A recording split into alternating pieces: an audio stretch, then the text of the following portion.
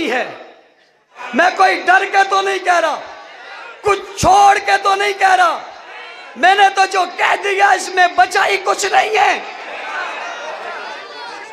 جب میں یہ بات کہتا ہوں واپس, اس میں بریلوی بھی ہیں, ہم دیکھ رہے ہیں حضور کی عزت پہ حملہ ہوا, کون کون بولا, جو نہیں بولا خاموش رہا, یہ سہولت کار ہے. ہم دیکھ رہے ہیں ابو بکر کی توہین ہوئی, کون نہیں بولا, جو نہیں بولا وہ سہولت کار ہے. ہم دیکھ رہے ہیں حضرت صحابہ کرام خلفائے راشدین امہات المومنین کی توہین, جو نہیں بولا وہ سہولت کار ہے. ہم دیکھ رہے ہیں حضرت امیر معاویہ پہ, حضرت ابو سفیان پہ لعنت ہوئی, جو پارٹی, جو جماعت, جو لوگ نہیں بولے یہ سہولت کار ہے, یہ ہمارے نہیں ہیں, یہ گستاخوں کے سہولت کار ہیں. جناب عمر کو گالی دی گئی, جو نہیں بولے یہ سہولت کار ہے, یا گستاخ ہیں یا سہولت کار ہے, اور کوئی راستہ نہیں. بتاؤ عاشقوں کے ساتھ ہو یا گستاخوں کے ساتھ ہو.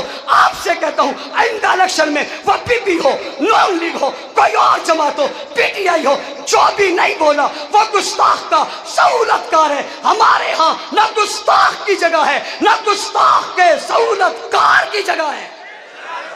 جواب دل کا مسئلہ ہے, دل کا مسئلہ ہے, دل کا مسئلہ ہے. دل نہ چھوڑا جا سکتا ہے.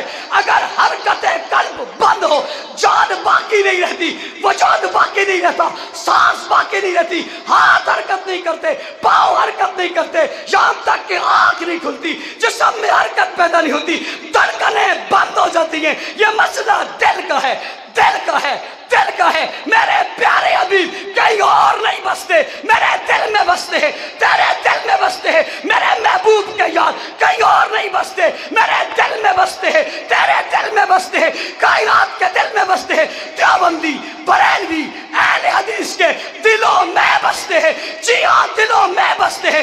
اسی لیے تو اصحاب رسول پہ دکھ ظلم سہ کر بھی ہم پھر بھی ہنستے ہیں. کہنے والا کہتا ہے اس دکھ اور بربریت کو برداشت کر کے بھی تم ہنستے کیوں ہو؟ میں نے کہا صحابہ ہمارے دل میں بستے ہیں, اس لیے غم سہ کر بھی ہم ہنستے ہیں.